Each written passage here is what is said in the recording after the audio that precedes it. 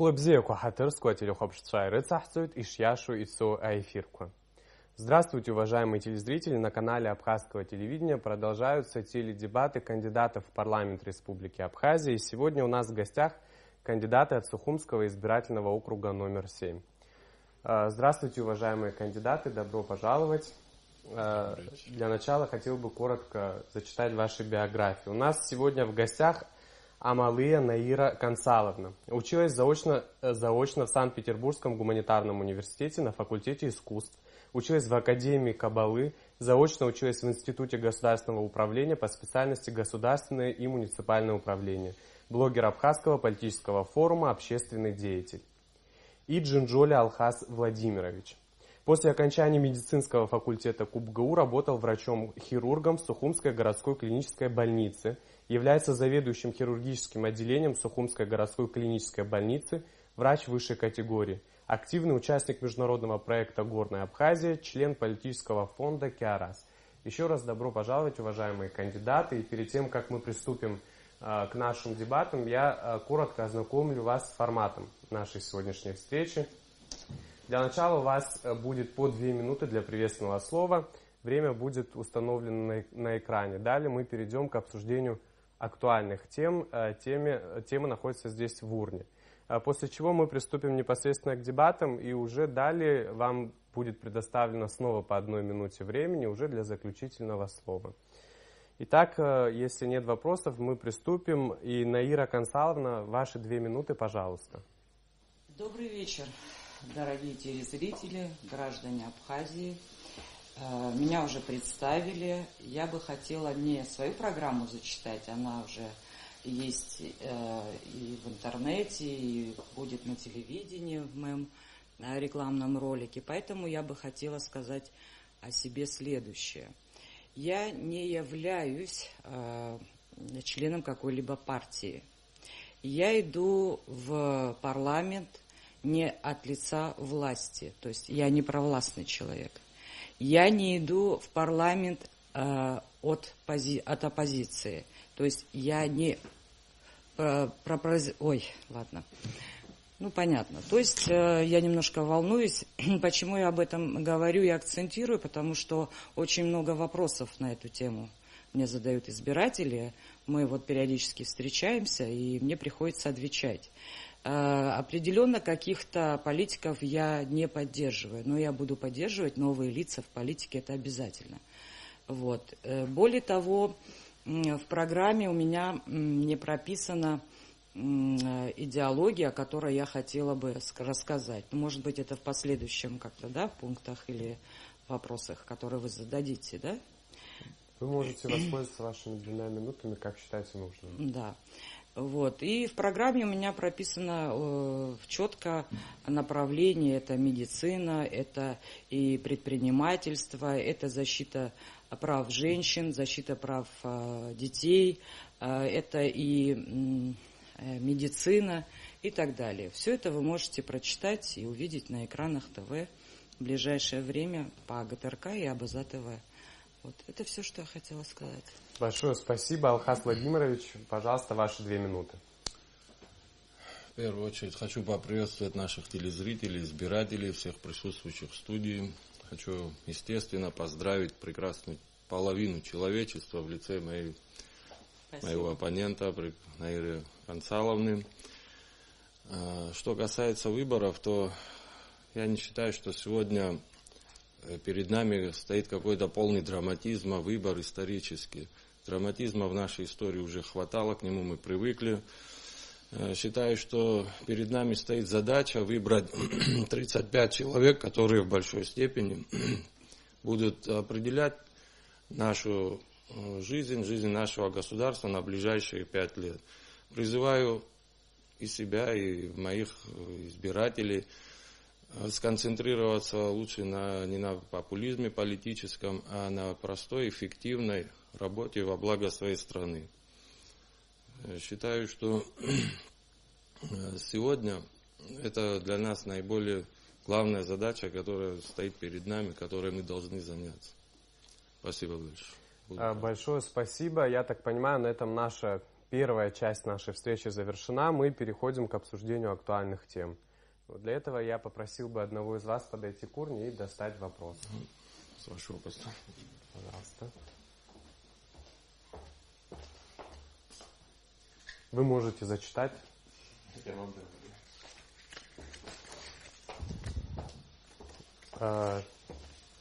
Тема «Судебная власть». Как мы все знаем, в недавнем времени была принята новая судебная реформа. Я говорю о создании Конституционного суда. Расскажите, как вы относитесь к этому созданию, насколько это было необходимо и какие результаты может принести? Наира Кавцаловна, ваше мнение, пожалуйста. Тема, конечно, очень интересная и очень необходимая для нашей страны.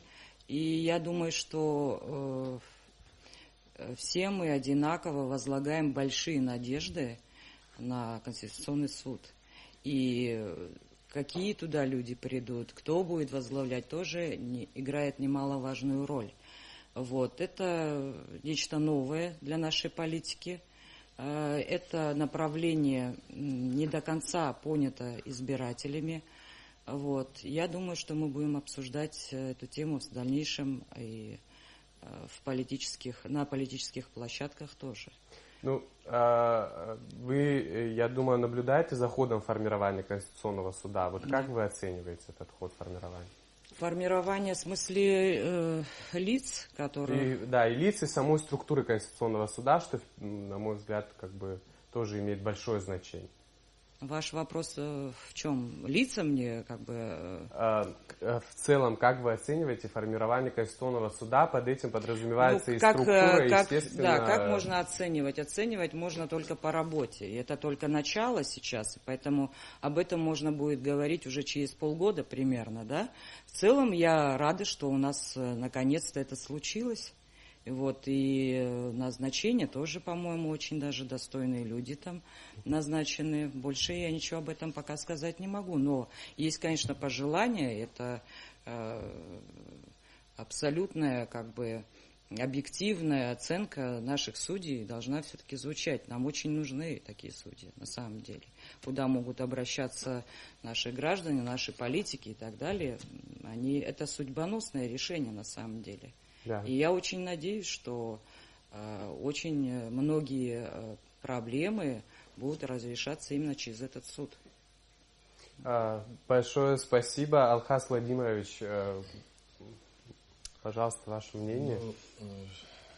Во-первых, хотел бы сказать, что всю значимость судебной власти, может быть, мы еще, может глупо звучит, но недооценили в нашем обществе. В какой-то степени суды, вся эта ветвь власти отодвинуты сегодня на второй план. В момент политического кризиса мы вспомнили о ней, продолжили выстраивать эту вертикаль судебной власти. Имею, думаю, на это право, чтобы сказать, я, например, считаю, что несколько поспешным было решение о создании Конституционного суда. В маленькой стране, с маленьким населением, с маленькими задачами не скажу, но тем не менее с относительно маленькими задачами, может быть, можно было поручить полномочия Конституционного суда имеющемуся Верховному суду. Все-таки содержать аппарат, например, Конституционного суда придется нам с вами содержать, продолжая как бы эту тему, службу вновь созданную, вернее, заново вновь открытую, судебных приставов тоже придется нам. Я не хочу сказать, что это поспешные решения, это мое мнение. Может быть, сегодня Конституционный суд для нашей страны необходим, но хотелось бы сфокусироваться больше в отношении судебной власти на ее наполнении. То есть мы сегодня назначаем судей на длительные сроки, 10-15 лет.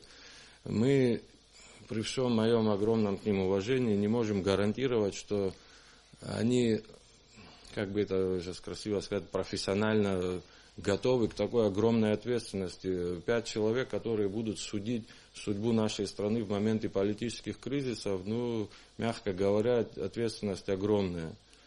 Если взять суды более ниже стоящих инстанций, вернее, в первую очередь возникают вопросы, опять-таки, по их качественному наполнению. То есть усилить, наверное, надо работу квалификационных комиссий. Относительно еще назначения судей, может быть, придется как-то обсуждать этот вопрос в обществе или в том же парламенте. В целом, судебная власть в нашей стране, она выстроена. То есть не хочется все подвергать критике. За все послевоенные годы худо-бедно она создана, она работает, пускай не так, как нам хотелось бы, блестяще, как показывают в голливудских сериалах, например, но есть к чему стремиться. Ну, скажите, пожалуйста, что необходимо сделать для повышения уровня исполнения судебных решений? Мы понимаем, что в этом вопросе есть специфические проблемы. Мы можем создавать разные структуры и бесконечно над каждой структурой ставить органы, которые будут контролировать ту или иную часть. Мне кажется, эта схема построения государства несколько неправильная. Эти решения принимаются в виде следствия той системы, которая существует на сегодняшний день у нас в стране. Мне кажется, надо подходить совершенно с другого ракурса. Нужно реформировать государственную систему полностью. И тогда многие проблемы, они сами по себе отпадут. Понимание этого в обществе давно есть. И именно с этими лозунгами наш президент пришел к власти. Именно поэтому и я поддерживала его.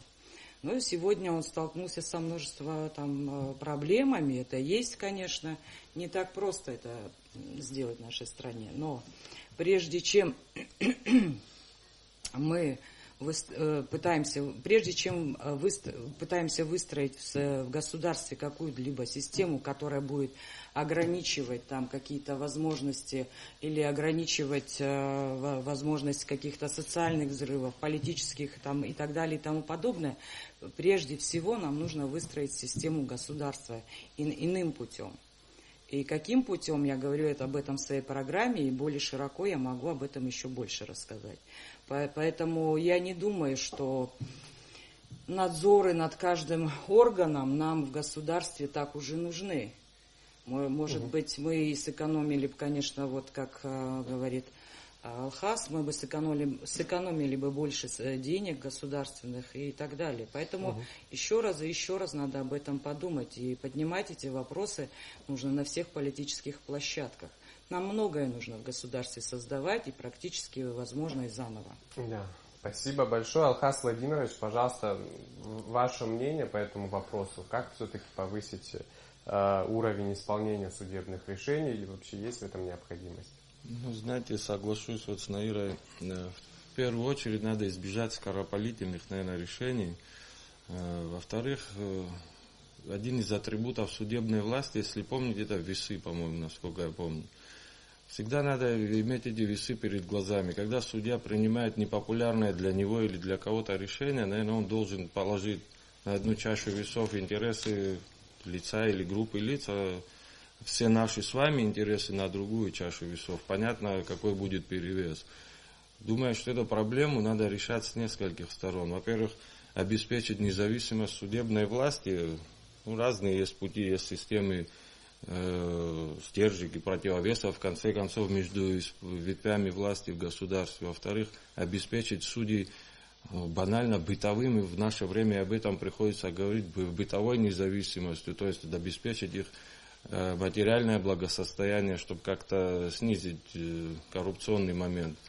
И еще хотелось бы упомянуть на качество людей, работающих в этой системе, не на личные качества, а на их грамотность, на их профессионализм. Видимо, корни уходят еще на студенческие скамьи. Надеюсь, что вот это звено, если бы мы усилили бы, то мы получили бы кадры, будущие кадры для судебной власти гораздо высшего профессионального уровня. Не хочу сказать, что сегодня, но тем не менее. Если я не ошибаюсь, у судей Конституционного суда достаточно высокие зарплаты в сравнении с остальными работниками. Ну, страшно говорить о судьях так, но тем не менее коррупционный момент там присутствует, несмотря на сегодняшнюю зарплату. Значит, думать надо и об этом в том числе. Уважаемые кандидаты, у нас есть возможность достать еще одну тему, обсудить еще один вопрос. Пожалуйста, Илья. Сегодня же 7 марта. Вам надо, да. Буду вас. Спасибо.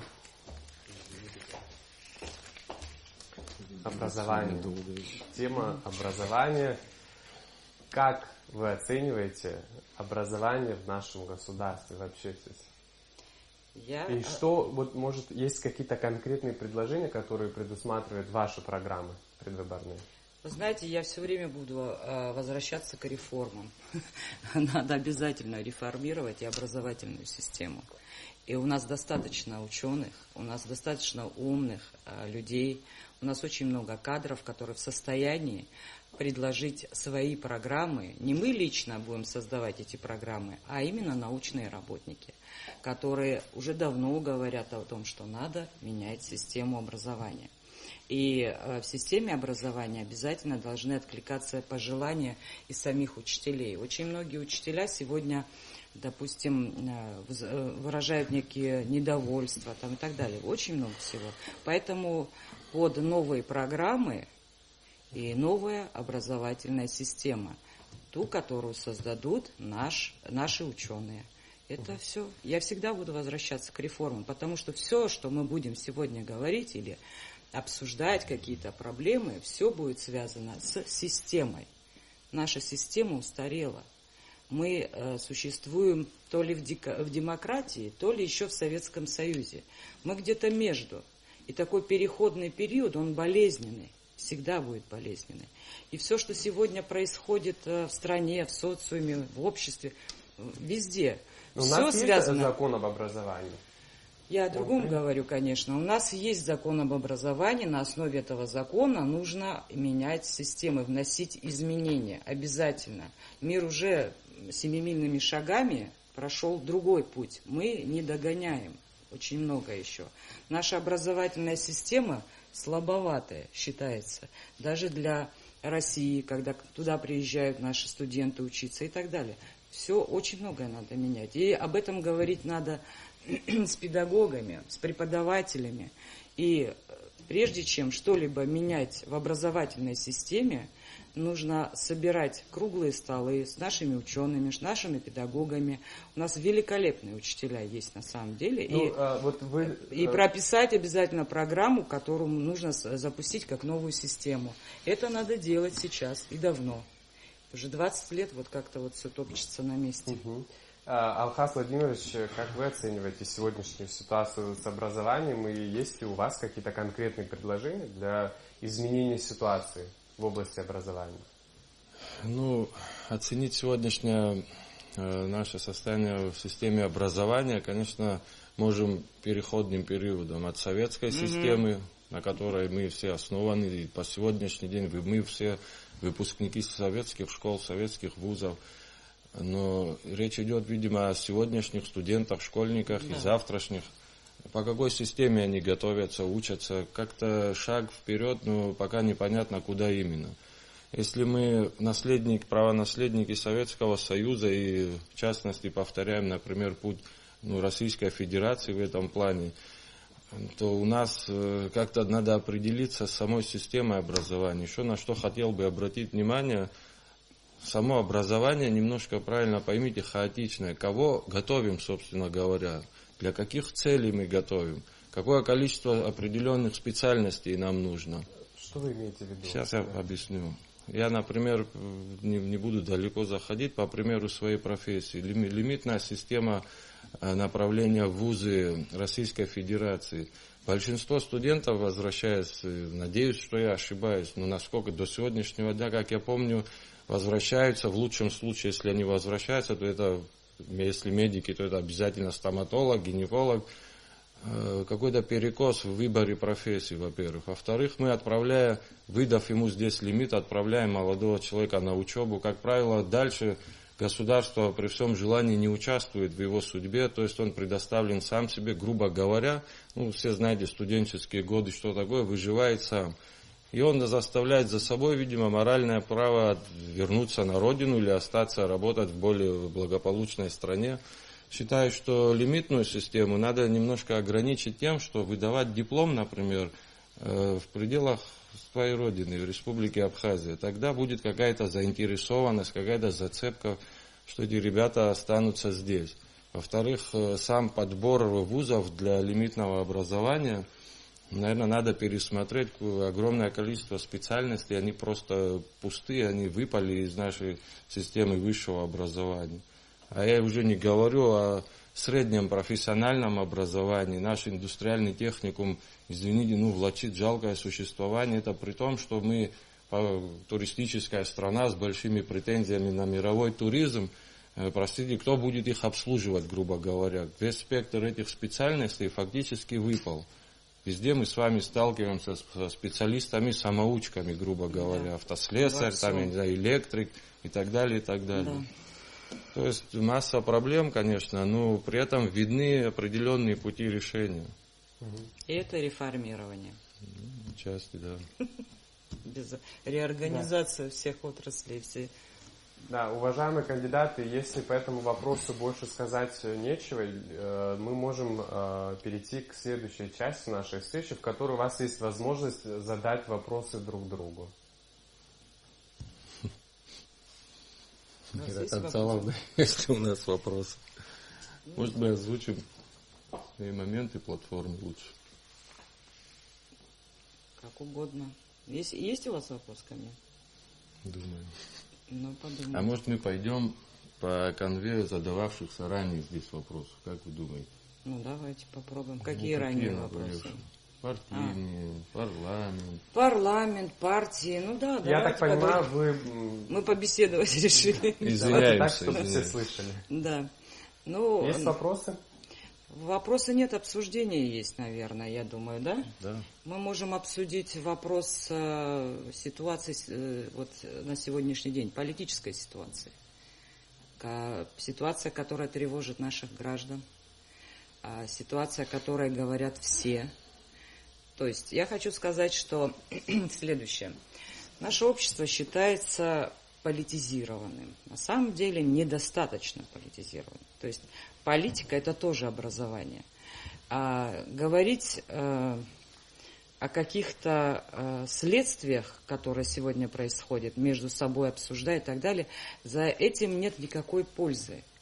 Но проблемы сегодняшние, они возникли не на этом этапе, а очень-очень давно. Да? Да. Все-таки формат предполагает вопросы, и вот если эту мысль сформулировать в вопрос, пожалуйста, и мы перейдем к обсуждению. То есть я должна как вопросы выставить? Да, естественно. Найра Концаловна, что вы можете сказать о политической сегодняшних реалиях Абхазии? Да, сами будем вытягивать. Ну, давайте. Что я могу сказать? Нам нужно на самом деле перелистнуть эту историю. То есть все прошлое, то, что происходило в нашей стране, вот эти политические всевозможные, борьба политическая, интриги политические и тому подобное, они не ведут к процветанию и созиданию нашего государства. Поэтому я считаю, что нам уже, как новому поколению политиков, нельзя в это вдаваться, нельзя включаться в эту игру. Мы, вот я и его имею в виду, почему-то мне кажется, что он новый политический игрок, да? Мне кажется, мы должны выстраивать свою политическую площадку, где мы можем людям дать что-то новое, что-то хорошее, что-то светлое. Ведь в этой борьбе мы потеряли очень много времени и сил на ненужное. То есть страна сегодня могла бы существовать, если не Швейцария, но хотя бы на каком-то таком среднем уровне, и мы могли бы гораздо лучше жить, и не было бы вот этих социальных недовольств. Сегодня вот общаясь все эти дни с избирателями, предлагая реформы, идеологию и так далее, люди не хотят об этом вообще слушать. Они говорят о следствии того, что сегодня происходит.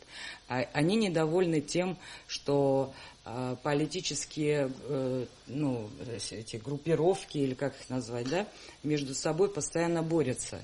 И в эту игру вступать народ в целом не хочет. Поэтому я бы хотела предложить всем политикам вот того периода, да, старшего поколения, немножечко отступить, немножечко отойти от политики и дать возможность выйти на площадку новым людям. Может быть, это не скромно звучит, но я и себя имею в виду. Потому что, вы знаете, жалко уже народ. Вот так вот поступать с ними очень жаль. Нам надо двигаться дальше. Спасибо. У нас достаточно и специалистов, у нас огромное количество кадров, у нас множество программ написанных, но они не востребованы. Да. Да. Дадим слово Да, Алхасу конечно. Владимировичу. Алхас Владимирович, говоря о политической ситуации, может быть, недавно принятое соглашение между оппозицией и властью может стать своеобразной отправной точкой. Как вы думаете? Ну, конечно, хочется на это надеяться, что наконец-то где-то, когда-то мы достигнем этого или дна, или этой вершины, или этой отправной точки, как хотите называйте, с которого пойдет отчет уже положительный. Притом, при всем том, что в послевоенном периоде мы худо-бедно выстроили все ветви власти, выстроили все основные институты государства, мы столкнулись с тем, что в построенном нами доме нет души, так если можно сказать. В этой борьбе политической, мне кажется, я говорю о своих ощущениях, как бы пережив все эти послевоенные трудности, как-то погас огонь, приутих немножко этот огонь свободы, этот огонь, не знаю, достоинства, если хотите. И мы не должны скатываться в эту пучину политического кризиса, обратного пути не будет. Надо всегда помнить о своей истории, о своей сегодняшней ситуации, о нашем количестве. Сотни лет мы балансируем на грани гибели, особенно последние 150-100 лет. Сегодня история по Всевышнему, не знаю, нам в руки дарована независимость, нам даровано государство, мы не имеем никакого права терять время на эти все лязги, дрязги, извините за такие слова, но у нас нет времени на это, надо просто работать. Надо двигаться дальше. Просто работать. Самый простой, наверное, эффект, вернее, рецепт от всех наших политических коллизий, это одно слово – работать. И все у нас получится. Спасибо, уважаемые кандидаты. Мне сообщают, что время вышло. У вас по 1 минуте для заключительного слова. Так, быстро. Да, Наира Консаловна, ваша минута, пожалуйста. Ну, я, пользуясь случаем и прямым эфиром, хочу попросить наших граждан прийти 12 марта на выборы и увидеть в кандидатах, как бы сказать правильно, выбрать тех кандидатов, которые правильнее, честнее, умнее и так далее. Самое главное сегодня, что говорят в народе, не продажный. Это такой штампик.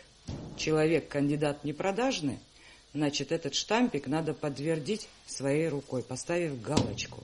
Выбирайте лучших, пожалуйста, не по родству, не по знакомству, не там кто-то попросил или, не дай бог, подкуп. Выбирайте, пожалуйста, лучших. Давайте создадим один раз хороший, профессиональный, патриотичный парламент и сломаем эту систему окончательно. Она и так уже сломана.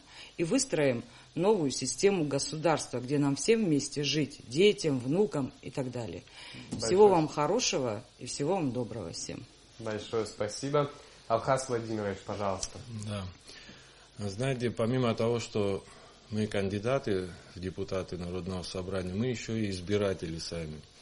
Хочу напомнить нашим избирателям, нашим гражданам о том, что в слове «выбор» и корень – это слово «выбор». Мы сегодня обладаем тем историческим завоеванным правом выбирать. Мы не должны отбросить это право, не должны уменьшить его роль в нашей жизни. Мы должны прийти и сделать правильный выбор. Как мы выбираем, кого выбираем – это часть ответственности каждого из нас. Мы выберем тех, кого мы заслужили, извините за такое слово. У нас все будет хорошо. С каждыми последующими выборами мы будем выбирать более достойных людей, потому что эта работа рано или поздно на благо Родины, она рано или поздно принесет свои результаты. Люди в это поверят. Я верю, что все у нас будет хорошо, пройдут и эти выборы, выберут достойных 35 человек, у которых будет еще целая куча работы. Спасибо вам большое. Большое спасибо. Уважаемые телезрители, на этом наш эфир подошел к концу. Я напоминаю, что у нас в гостях были кандидаты в депутаты парламента Республики Абхазия от Сухумского избирательного округа номер 7. Сразу после небольшого перерыва смотрите очередной раунд дебатов кандидатов в парламент. Всего доброго. Спасибо.